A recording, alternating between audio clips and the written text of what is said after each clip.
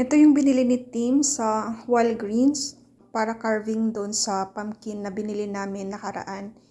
So, meron siyang malaking ganito, parang scooper. Ayan.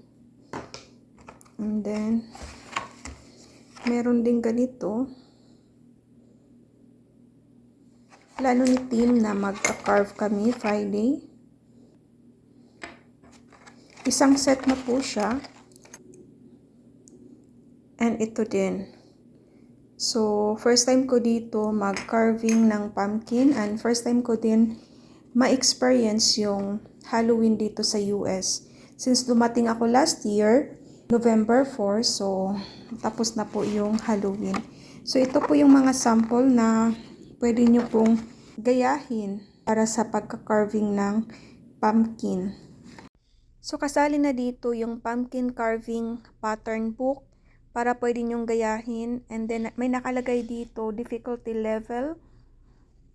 Merong easy and then challenging. Ito yung mga designs if ever na gusto nyo pong gayahin. Ayan. Then, sa next page, may nakalagay dito, difficulty level, trick or treat. So, bawat page, iba-iba po yung design.